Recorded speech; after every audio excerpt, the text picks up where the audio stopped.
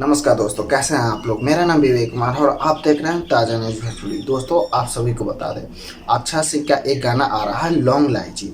बल्कि लौंग इलायची तो पंजाबी सॉन्ग था, लेकिन इसे भोजपुरी में डब किया जा रहा है। दोस्तों, आप सभी को बता दें, लौंग इलायची इतना बड़ा हिट सॉन्ग है जो कि 1390 मिलियन व्यू किया है।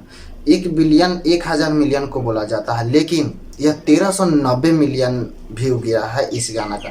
समझिए कितना बड़ा सॉन्ग है लौंग इलायची। और इस गाना का भोजपुरी में डब कर रही है अक्षय सिंह। दोस्तों, इस गाना का मोशन पिक्चर रिलीज हो गया है और यह गाना 6 अप्रैल को टी सीरीज के ऑफिशियल चैनल पर रिलीज होगा। दोस्तों, अगर आप लोग अक्षय सिंह का गाना सुनना पसंद करते हैं तो यह गाना जरूर सुनिएगा, क्योंकि अक्षय सिंह के जिंदगी का सबसे बड़ा गाना होने वाला है यह गाना।